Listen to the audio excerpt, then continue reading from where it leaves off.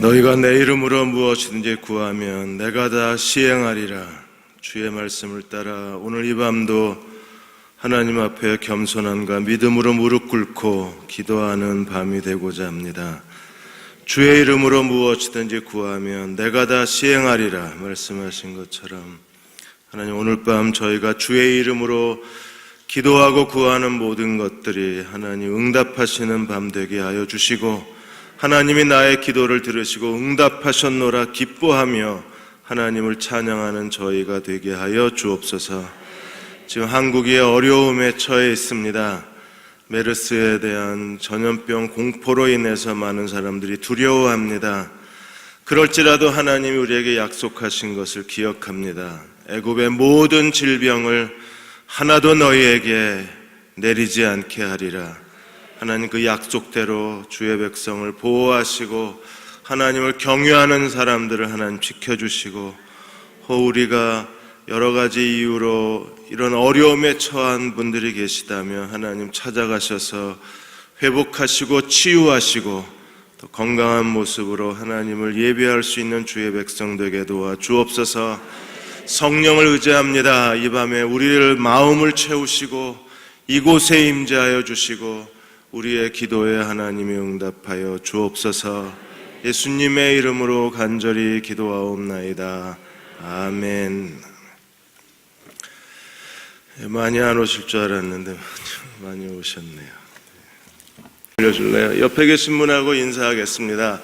6월을 기도로 충만하게 채웁시다 하고 인사하시겠습니다.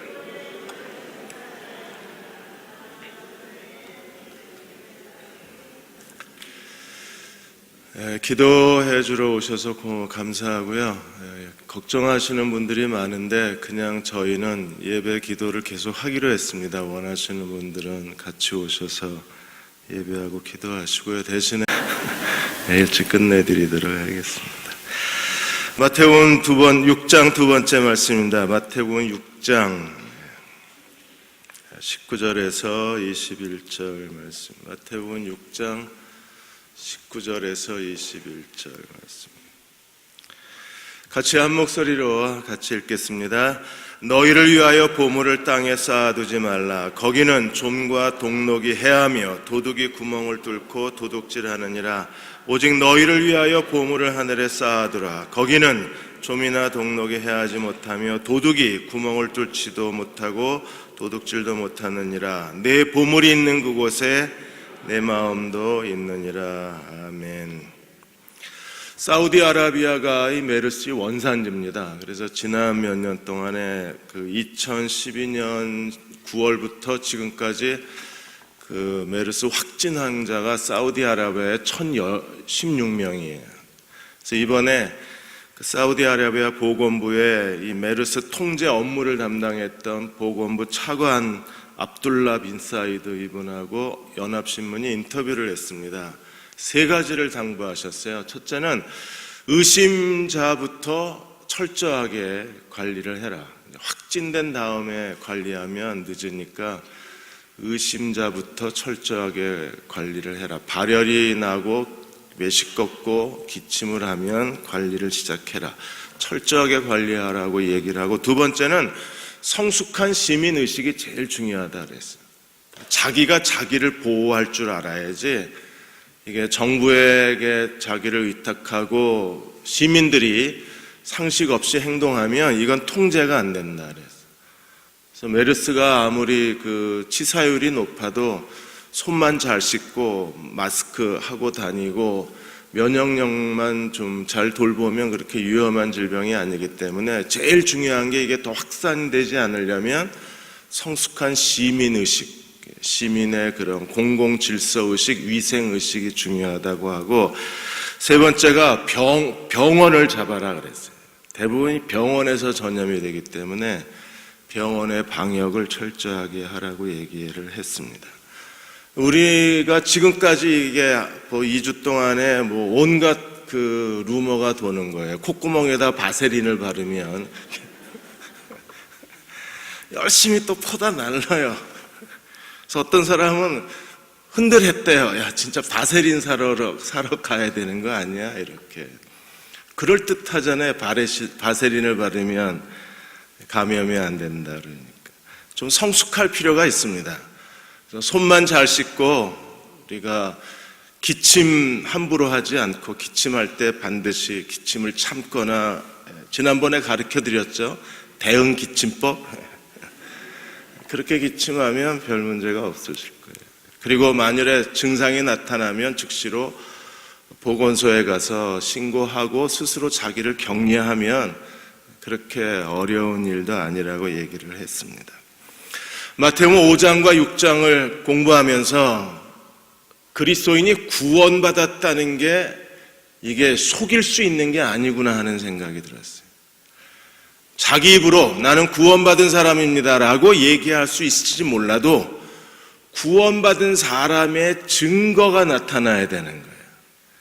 그리스도가 그 안에 내주하는 사람이라면, 정말 예수 그리스도를 믿고 주님이 그 사람 안에 계시는 사람이라면, 천국의 백성이라면 반드시 하나님 나라의 사회의식, 성숙한 시민의식이 증거물로 제시가 돼야 그 사람이 구원받은 사람입니다. 우리는 지금까지 구원받았습니다 그러면 다 인정을 해주었는데, 예수께서는 지금 산상수훈 5장 6장에서 우리가 예수 그리스도를 믿고 의롭다함을 받았을 때 그 의의가 어떤 의의여야 하는가를 설명을 하면서 산상팔복을 통해서 세상의 빛과 소금의 비유를 통해서 우리에게 천국 시민의 성품, 하나님의 성품이 있어야 하고, 동시에 바리새인과 서기관보다 더 나은 의의, 어떤 의의예요? 그리스도인의 어떤 거룩의 윤리, 이게 우리에게 더 성숙하게 드러나야 한다고 했습니다. 그러니까 서기관 바리새인들의 종교적으로 열심히 있는 사람들의 그런 윤리 수준이 아니라 우리는 하나님이 원하시는 하나님 나라의 윤리 수준을 가져야 된다는 거예요. 간음하지 않은 걸로 되는 게 아니라 여자를 쳐다보고 음욕을 품는 것 자체가 간음이라고 말씀하신 그 윤리 수준을 가져야 그 사람이 의로운 사람인 거예요. 누구든지 예수 그리스도를 믿으면 값없이 칭의, 의롭다함을 받습니다. 저도 그렇게 의롭다함을 받았고 여러분도 그렇게 의롭다함을 받았습니다. 예수 그리스도를 믿음으로 의롭다함을 받으셨나요? 이제는 죄인이 아니라 의인이 되셨습니까? 근데 그 의의가 어떤 의의여야 돼요? 서기관 바리새인보다 나아야 된다는 거예요. 그리고 6장에 넘어오면 더 충격적입니다. 사람에게 보이려고 너희 의를 행하지 마라. 하나님의 의를 추구해라. 그래서 사람의 의, 하나님의 의를 우리에게 대조시켜주고 있어요.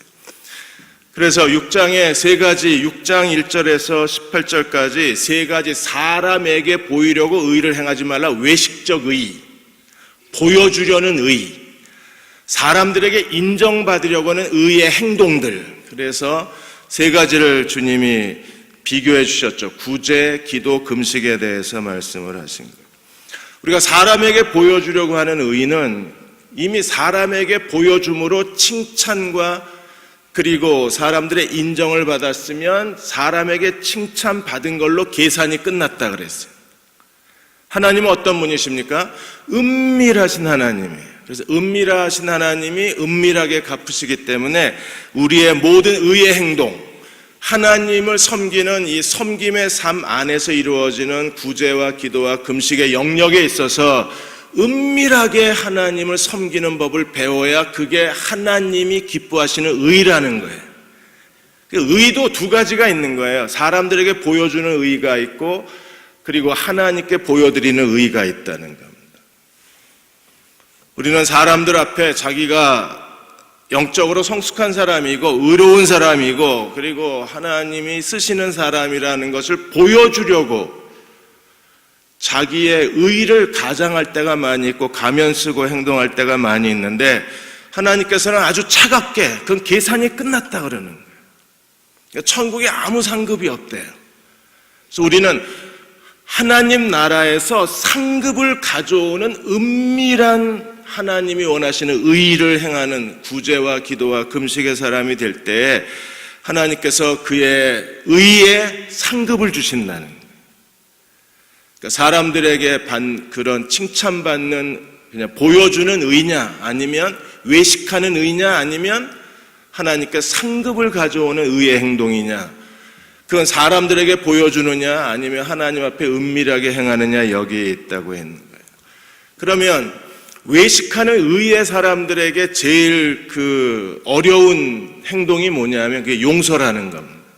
그래서 오늘 기도에 대해서 주님이 말씀하시면서 6장 12절, 14절, 15절에 용서에 대해서 예수님이 끈질기게 자꾸 우리에게 설득하고 계신 이유는 뭐냐면 사람에게 보여주려고 사는 사람들이 제일 할 수 없는 게 용서하는 일이 안 돼요.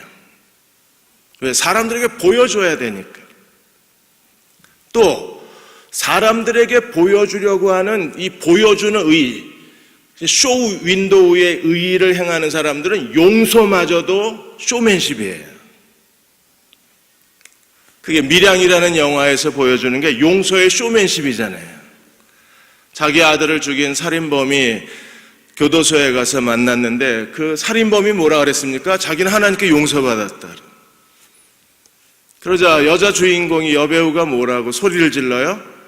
내가 용서 안 했는데 왜 하나님이 용서하시느냐고. 이게 용서의 외식이에요. 가짜 용서예요. 용서의 쇼맨십입니다.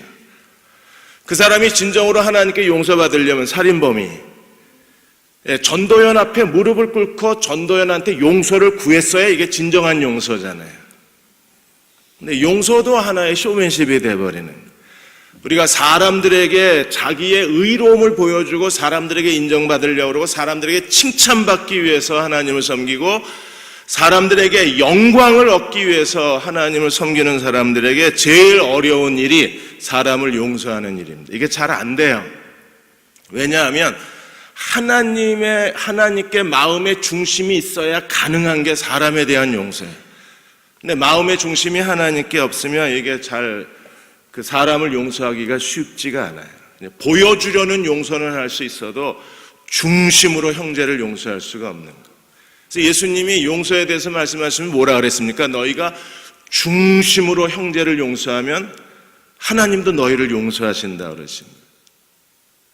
이번에 박원순 시장이 또 한바탕 하셨습니다. 그래서 서울 대형병원의 의사하고 박원순 시장이 붙었어요. 누가 이기나 지켜봐야 돼요. 왜 그래요? 대형병원 의사가 이분이 확진 환자인데 그동안에 그 병원에 격리 수용되기 전에 1,500명 이상을 만났다. 이걸 시장님이 발표를 하신 거잖아요. 저는 그걸 들으면서 아니 적어도 서울의 대형병원 의사가 그렇게 몰상식해? 하는 생각이 들었어요. 의사인데 그래도 의사가 이렇게 상식 없이 자기가 감염자라는 걸 알면서 1,500명 이상의 사람들을 만나고 다녔을까? 저는 그 얘기를 들으면서 충격을 받았습니다. 야, 저런 사람이 의사면 이 도대체 누굴 믿고 병원에 가야 되나 하는 생각이 드는 거예요. 여러분도 그러셨죠? 그냥 1,500명 만난 의사가 죽일 놈이었습니까?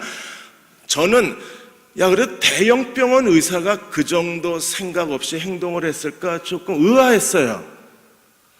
근데 이분이 오늘 기자회견 했죠. 박원순 시장이 정치 쇼를 하고 있다. 자기를 가지고 표를 얻기 위해서.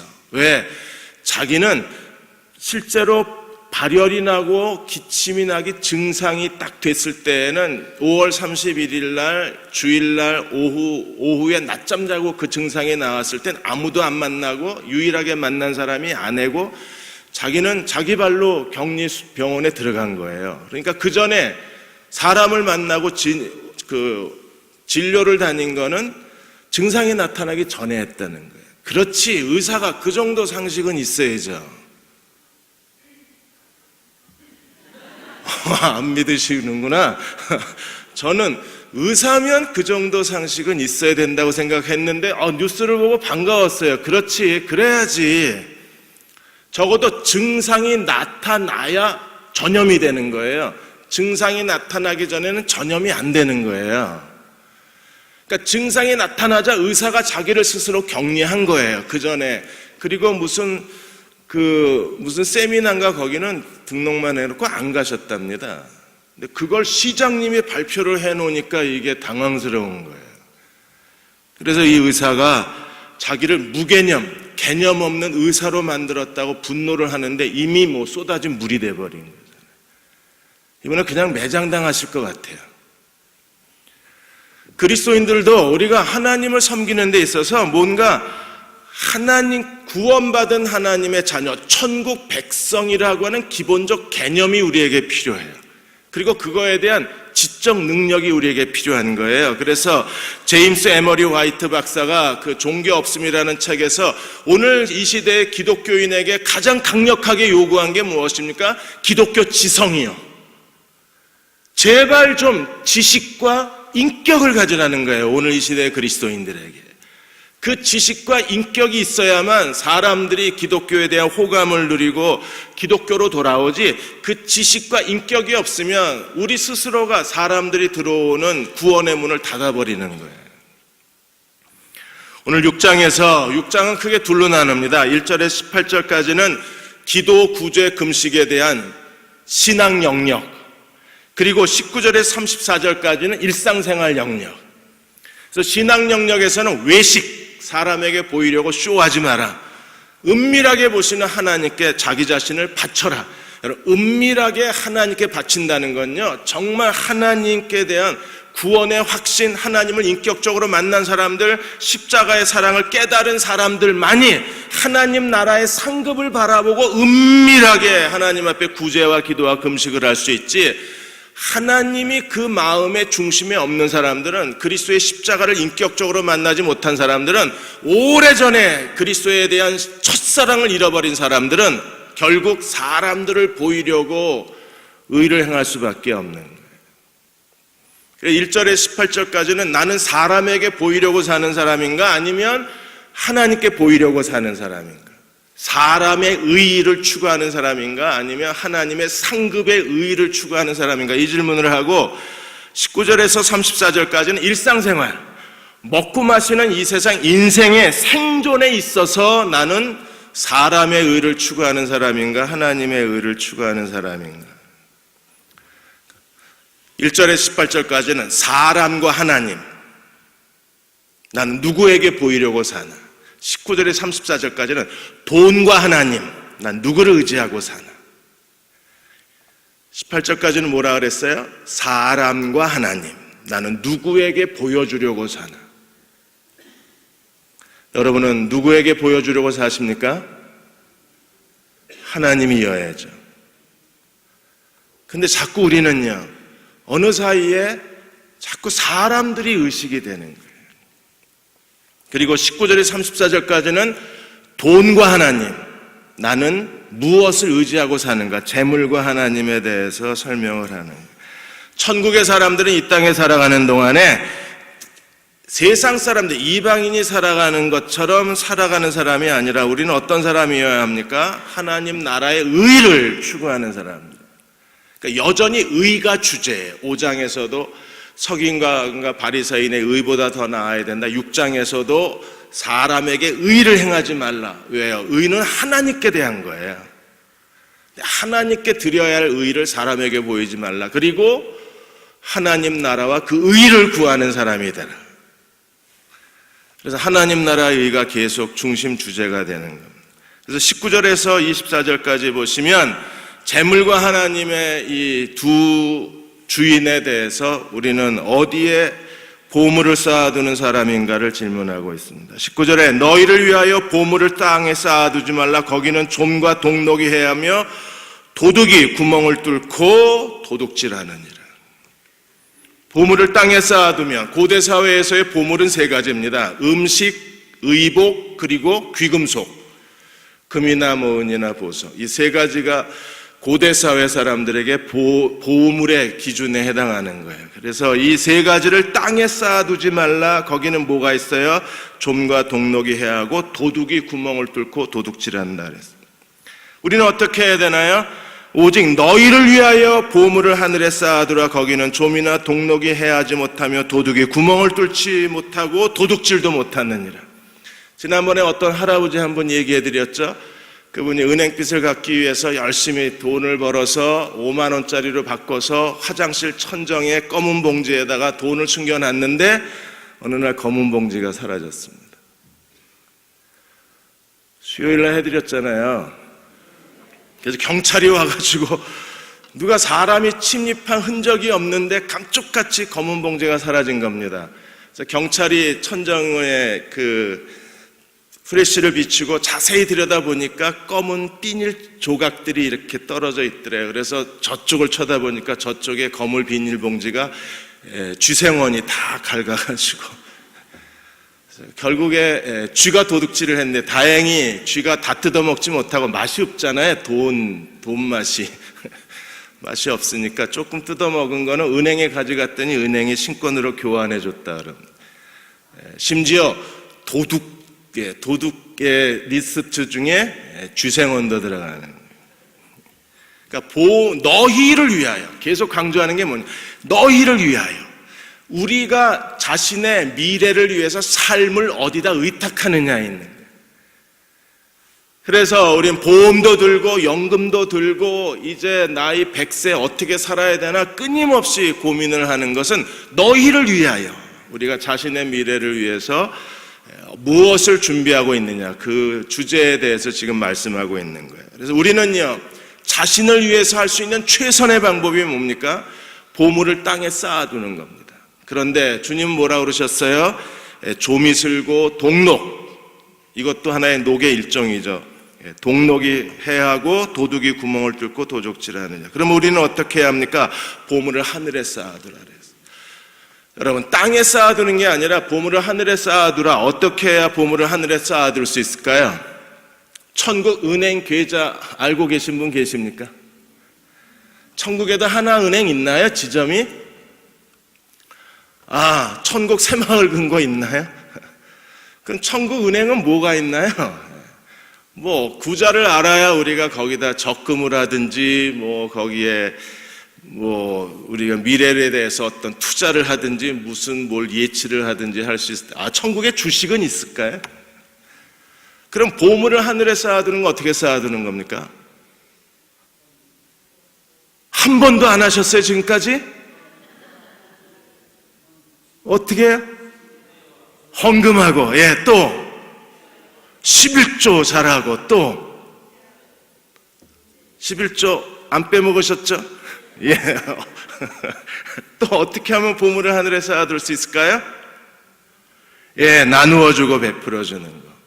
잠언에 아주 신기한 말씀이 있습니다. 잠언 19장 17절에 보시면 가난한 자를 불쌍히 여기는 것은 여호와께 구워주는 거라 그랬어요.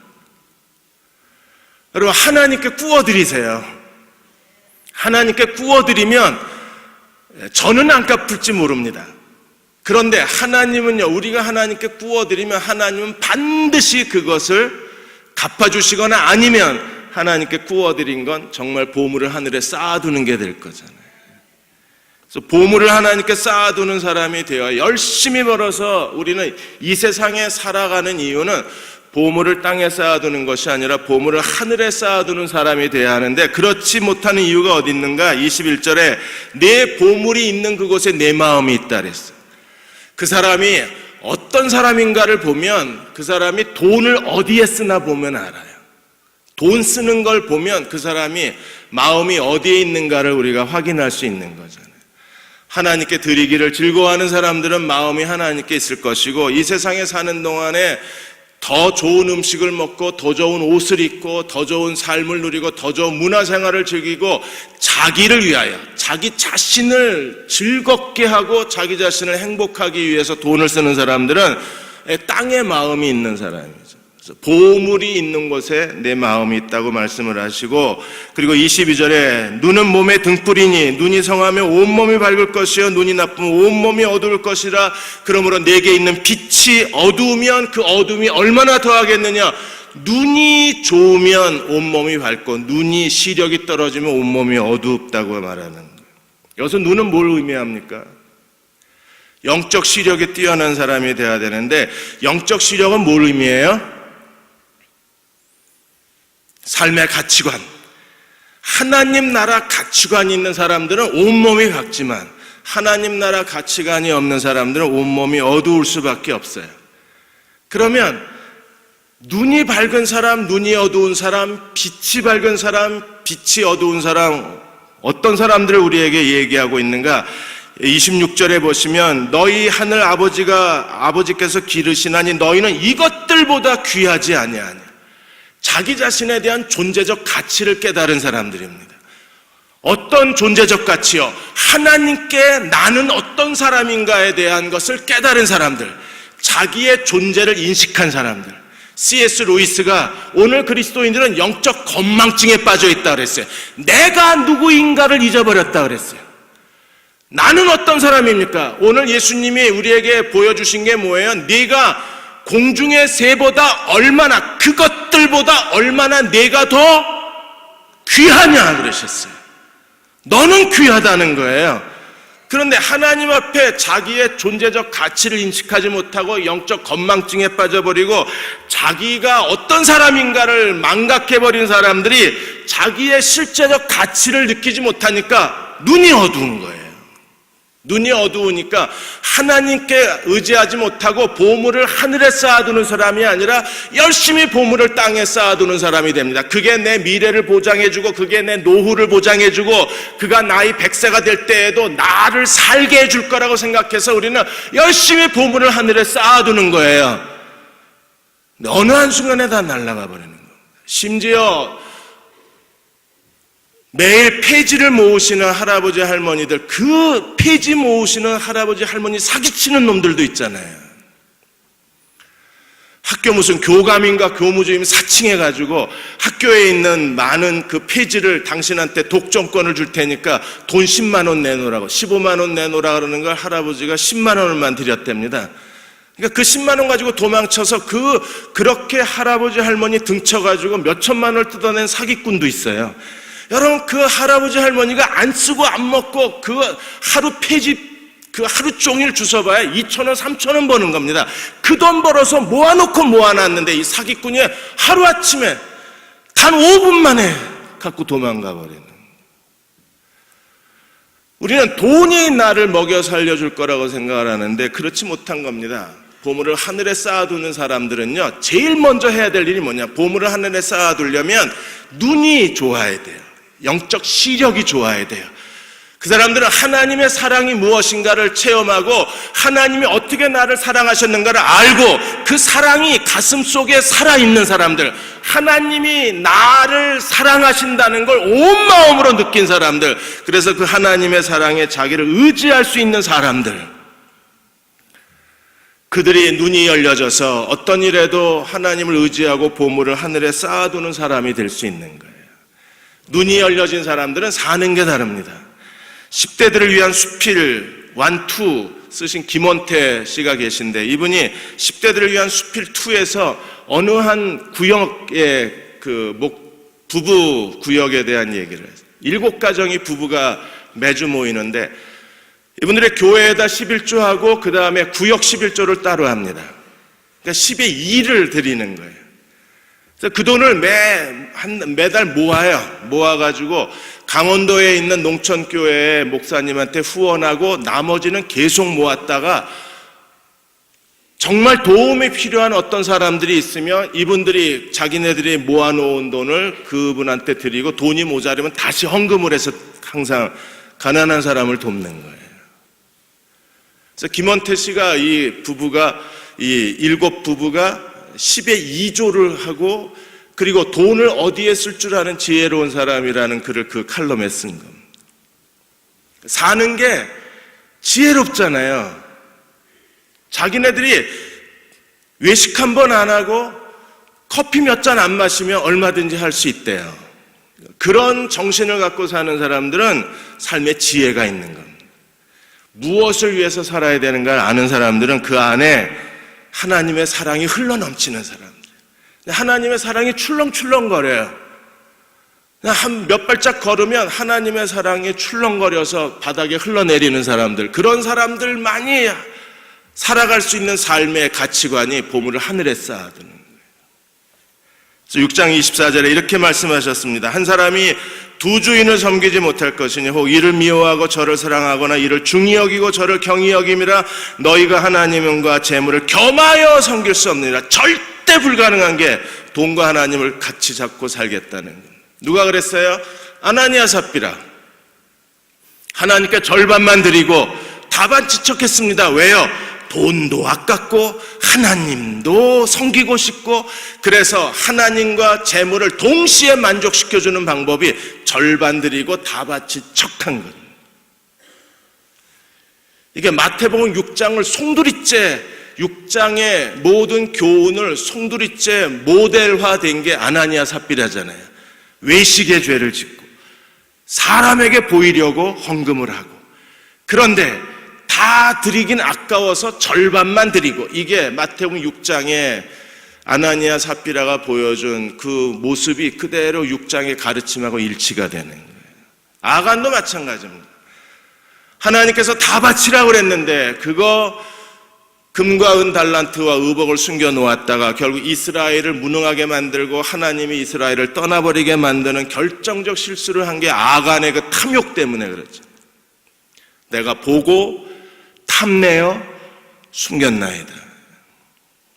하나님과 사람을, 하나님과 재물을 겸하여 섬길 수 없다고 말씀하신 이 주님의 경고를 듣고 나는 지금 누구를 사랑하는 사람인가를 기억해야 돼요.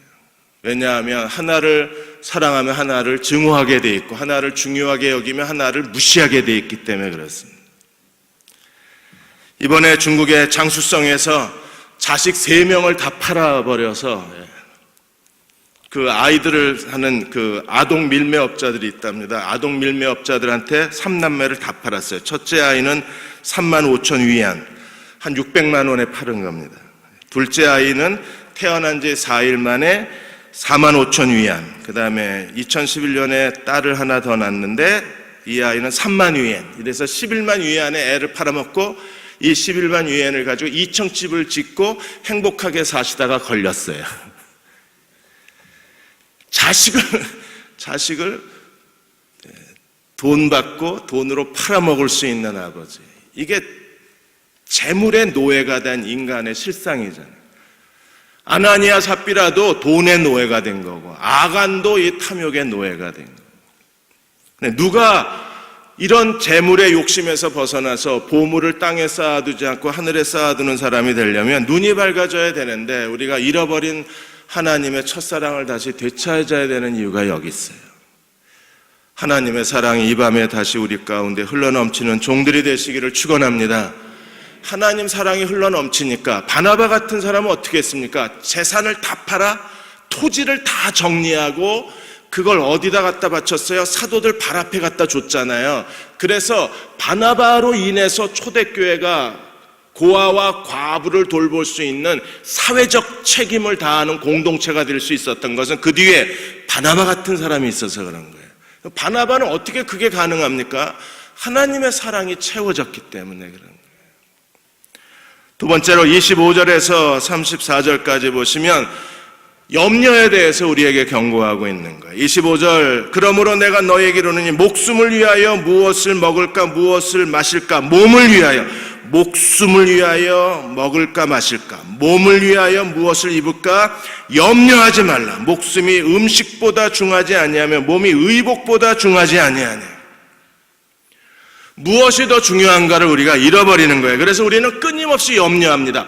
염려하는 사람들의 특징이 뭐예요? 재물의 노예가 된 사람들, 재물의 가치관을 갖고 사는 사람들, 돈이 최고야 라고 말하는 사람들. 그 사람들은요, 끊임없이 삶의 스타일 자체가 염려로 사는 사람들입니다. 제 아내도 돈 꽤 좋아합니다. 시무룩했다가도 5만 원 한 장 주면 금방 배시시 살아납니다. 아내의 취미생활이 용돈 받는 거예요. 그래서 목숨을 위하여 무엇을 먹을까 마실까, 몸을 위하여 무엇을 입을까 염려하지 말라. 무엇이 더 중요하냐고 우리에게.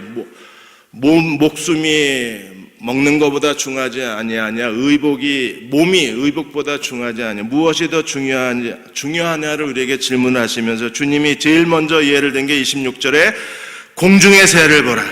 새를 바라봐. 새 좀 쳐다봐. 새 좀 쳐다봐.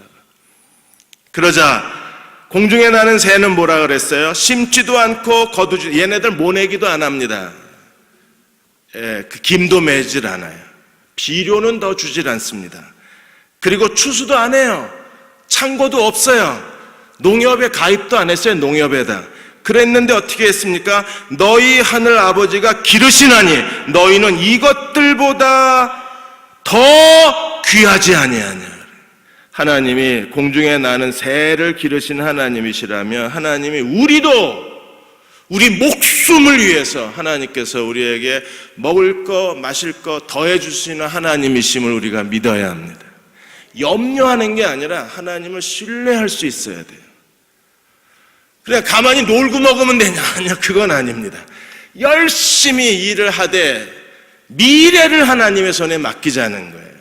나의 미래는, 나의 내일은 하나님의 손에 있음을 우리가 깨닫고 하나님의 사랑에 자기를 맡길 줄 알아야 된다는, 독생자를 아끼지 않고 내어주신 하나님이 나의 내일을 위해서 그분이 준비하시고 나의 내일을 위해서 하나님께서 계획을 갖고 계시고 나의 내일을 책임져 주지 않으실까요?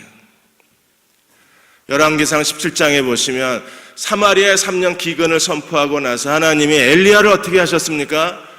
이제 비가 멈춰버렸습니다. 그러자 하나님이 제일 먼저 까마귀를 통해서 엘리야를 먹이기 시작하셨어요. 그리시네가에서.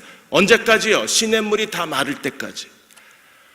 까마귀가 떡과 고기를 물어왔다 그랬습니다. 여러분, 까마귀가 성화가 된 거예요, 얘가. 그 먹을 걸 탐내는 이 잡식성, 개걸스럽게 먹어대는 까마귀가 배달 사고 안 익히고 중간에 아마 걔가 조금씩 뜯어 먹었을지도 몰라요. 왜? 워낙 먹는 걸 좋아하는 애잖아요. 그 까마귀가 배달 사고를 안 일으키고 배달의 민족답게 엘리야에게 떡과 고기를 물어다 줬다는 건 하나님의 기적이잖아요. 그리시네가가 마르니까 그 다음에 어떻게 하셨어요? 사르밧 과부를 통해서, 까마귀와 과부를 통해서 3년 6개월 가뭄이 계속되는 동안에 하나님이 엘리야를 먹이신 하나님이세요. 그럼 하나님 신뢰하십시오. 아멘 하는데도 왠지 뒤끝이요, 이게 개운하지가 않은 거예요. 아멘 그래도 뭐가 좀 이상한 거예요. 왜요? 이게 완전한 신뢰가 안 돼요. 주님이 공중의 새를 보라 그러다 갑자기 뭐라 그랬습니까? 27절에 너희 중에 누가 염려함으로 그 키를 한 자나 더 할 수 있느냐? 키가 한 자 더 하는, 헬라어 다른 버전에 뭐라 그랬습니까? 너희 인생의 수명을 하루라도, 1시간이라도, 1분이라도 네가 책임질 수 있느냐? 우리는 내일 어떻게 될지 아무도 모르잖아요. 그러므로 우리가 하나님을 의지할 수 있어야 되는데 이게 잘 안 되는 거예요. 그리고 28절에 의복을 위하여 염려하느냐? 그래서 하나님이 다시 자연 실습을 시키셨는데 뭘 가지고 시키셨어요? 백합화와 들꽃. 여러분, 들꽃이 얼마나 아름다워요. 백합화는 그 고운 자태가 얼마나 뛰어나요. 저희 교회 꽃꽂이는요 정말 수준급입니다. 꽃꽂이를 볼 때마다 막 감동이 와요. 이렇게 보면 정말 아름답게 잘하셨다는 감동이 옵니다. 근데 이 꽃을 누가 저렇게 입혀 놓으셨어요? 꽃꽂이 하시는 집사님들이? 일주일 내내 저 색칠했나요? 아니면 미국에서 조금만 수입해 왔나요?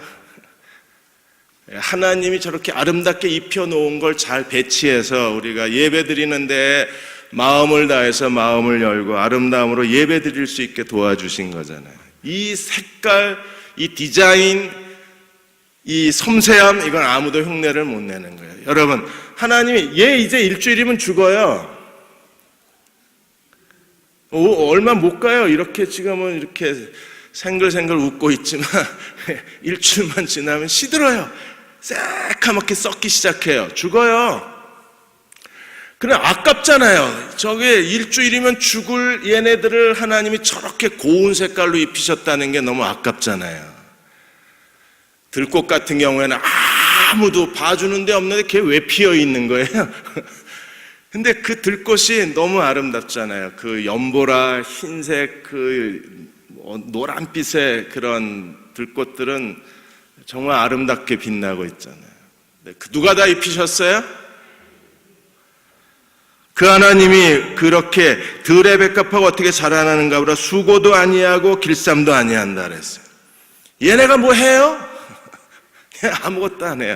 얘네가 옷 사 입으려고 무슨 아울렛몰을 돌아다닌 적도 없고, 칼라를 연구하기 위해서 파리에 가서 무슨 칼라 연구소에서 색깔을 연구한 적도 없고, 최신 섬유가 뭐가 나오는지 화학 제품을 가지고 옷감을 짜내지도 아니하고 그냥 하나님이 다 입혀놓으신 거잖아요. 그런 것처럼 내가 너희에게 말하노니 솔로몬의 모든 영광으로 입은 것이 이 꽃 하나만 못했다는 겁니다. 하나님이 들꽃을 입히신다면 30절 오늘 있다가 내일 아궁이에 던지오는 들풀도 하나님이 이렇게 입히시거나 하물며 너희일까 보냐? 믿음이 적은 자들아. 사랑하는 여러분, 더 이상 염려로 사는 것을 멈추셔야 돼요. 왜냐하면 염려로 사는 사람은 믿음이 적은 거예요. 적은 믿음 가지고는 하나님을 섬길 수 없어요. 3년 동안 제자들이 계속 책망을 받은 게 뭐였습니까? 믿음이 적은 자들. 주님이 백부장에게 감동을 받으셨습니다. 왜요? 이만한 믿음을 만나본 적이 없는 거예요. 이방인들에게는 놀라운 믿음을 경험했는데 정작 자기 백성에게는 하나님이 믿음을 보시지 못한 겁니다. 이제 우리는 어떻게 살아야 합니까? 32절부터 34절까지 한번 읽고 이제 마치겠습니다. 이는 다 이방인들이 구하는 것이라. 너희 하늘 아버지께서 이 모든 것이 너희에게 있어야 할 줄을 아시느니라. 그런즉 너희는 먼저 그의 나라와 그의 의를 구하라. 그리하면 이 모든 것을 너희에게 더하시리라. 그러므로 내일 일을 위하여 염려하지 말라. 내일 일은 내일 염려할 것이요 한날의 괴로움은. 여러분 32절에 이 모든 것이 너에게 있어야 할 줄을 하나님이 아신대요. 뭘 알고 계세요? 무엇을 먹을까? 무엇을 마실까? 무엇을 입을까? 내가 은퇴하고 나면, 남편이 은퇴하고 나면 죽을 때까지 20년 30년을 뭘 해먹고 살을까? 알고 계시대요. 너희에게 있어야 할 것을 아시느니라. 아닐 거야. 그러실 리가 없어. 왜 이래요? 시력이 떨어졌어요. 안 보여, 하나님이. 믿음 좋은 저분은 되지만 나는 아닐 거야. 이게 믿어지지가 않습니다. 그러니까 계속 염려를 하는 거예요. 이 모든 것이 너희에게 있어야 할 줄을 아시느니라. 그리고 33절에 이 모든 것을 너희에게 더하시리라. 있어야 할 줄을 아시고 우리에게 필요한 것을 더하시는 하나님, 그 하나님을 믿으십니까? 우리가 그 하나님을 믿는다면 하나님 나라와 그 의를 먼저 구해야 돼요. 하나님의 의, 하나님을 기쁘시게 하는 삶을 살아야 돼요. 모든 사람들이 히브리서 11장에 보시면 하나님을 기쁘시게 하는 자라고 인정을 받은 사람들이 믿음으로 산 사람들입니다. 우리가 모든 일에 하나님을 기쁘시게 하는 사람이 된다면 하나님이요 더해 주시겠다 그랬어요. 어떤 방법으로 더해 주실지, 아직도 까마귀를 통해서 하실지, 아직도 사르밧 과부를 통해서 하실지 모르겠지만 하나님은 더해 주시고 있어야 할 것을 아시고 더해 주신 하나님. 조건이 뭐예요? 하나님 나라와 그 의를 먼저 사람에게 보여주려고, 괜히 인정받으려고 부지런히 돌아다니지 말고 하나님을 기쁘시게 하는 자가 되면 하나님께서 우리의 필요한 모든 것을 채워주시겠대요. 그 믿음으로 오늘 밤 기도하시는 저와 여러분 되시기를 주의 이름으로 축원합니다. 기도하겠습니다.